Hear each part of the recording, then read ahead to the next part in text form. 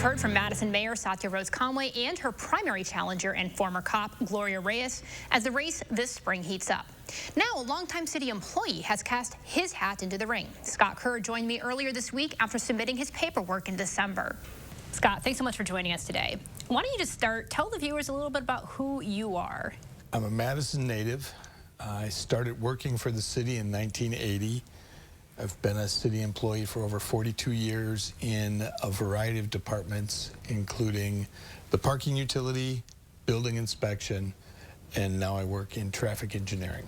So I haven't seen too much in terms of campaigning from you, but we see your campaign papers filed. Do you plan to launch a bit more visible campaign, or what's your thinking with how you plan to try and run for this role? I do plan to get at least a website up, and I'm going to appear at any candidate venues or meetings that anybody wants to have. I'm waiting for the League of Women Voters to send me their questionnaire.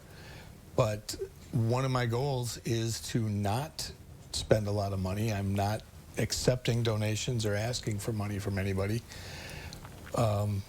Everybody says, let's take the money out of politics. And to me, this is a job interview. And the most I've spent for a job interview in the past was new clothes. I might go for that, and that would be about it. So if this is a job interview, let's start by asking you why you want this job. What motivates you after 40 plus years in working for the city to want to run the city? I've always strived to make the city better. In every job I've had, I try to improve things as much as possible. I'm nearing the end of my career, and I'm a little frustrated by things that I'm seeing being done. In particular, we had Vision Zero initiatives where we implemented as many things as we could to make pedestrian safety and traffic safety a priority. And now we are tearing out all the measures we put in for that to accommodate the bus rapid transit system. The waste of money that we just put in the infrastructure, now we're tearing it out. And bus rapid transit, buses are still going to be on the same streets that everybody else is on. It's not really going to provide rapid transit for us. I don't see the benefits outweighing the costs on that. Can you be an example of infrastructure that was put up for Vision Zero and is now taken down for bus rapid transit? So at every crosswalk, we extended the curb line out so pedestrians would be able to stay above the curb until they were at the edge of the parking lane before they had to step down and be on the same level as cars.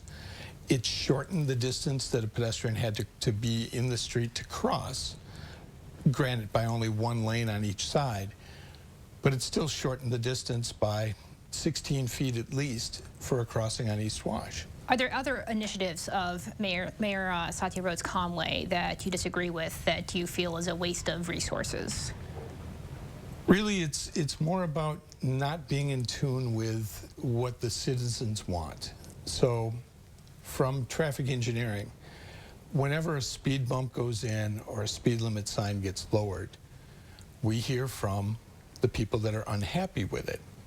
And on some streets, that's obviously the majority of people that didn't want the speed bump or didn't want the speed limit lowered.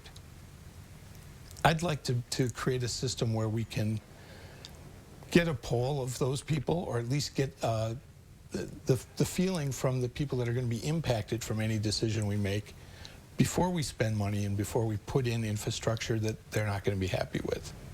So you've talked a lot about streets, which seems to be kind of where your expertise is, where you've worked in that division. But what about, obviously the mayor has to worry about a lot of different things. So affordable housing, things like crime, other hot button issues.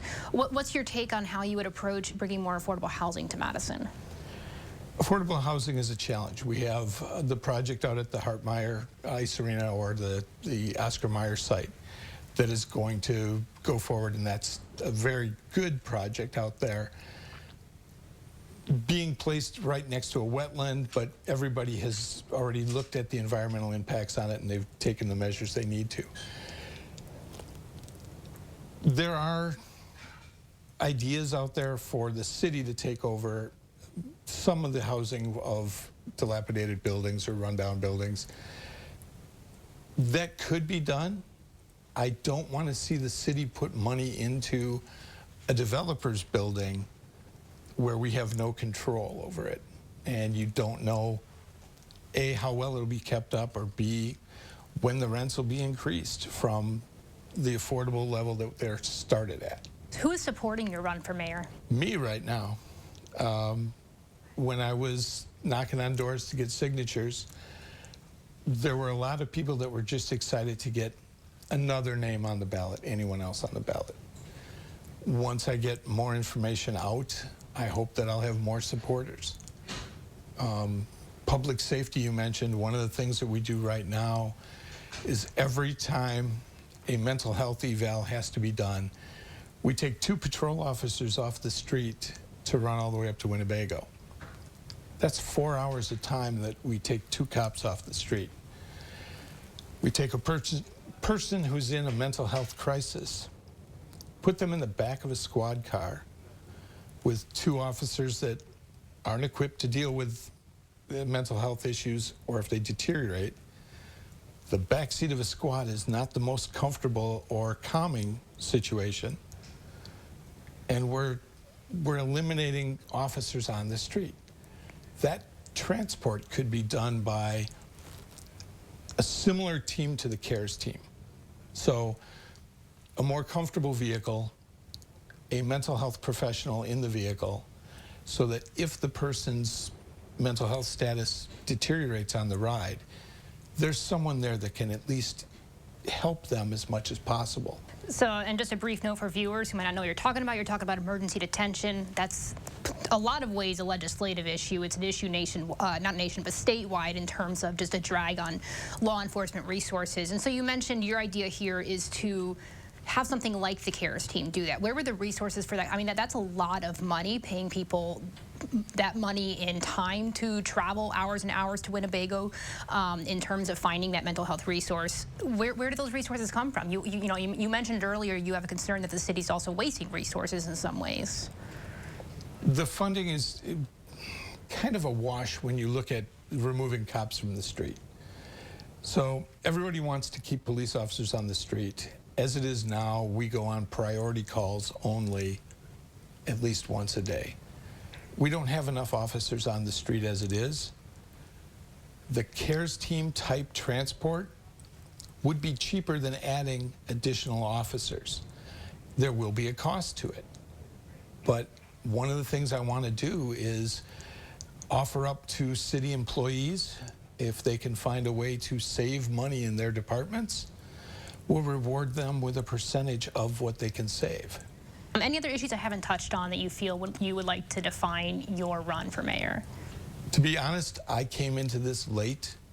It was the middle of December before I decided to even start circulating my papers and come into it.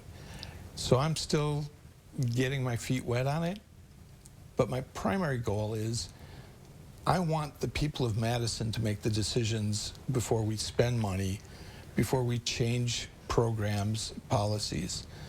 I want everybody to weigh in so that we have at least a majority that desire whatever we're changing.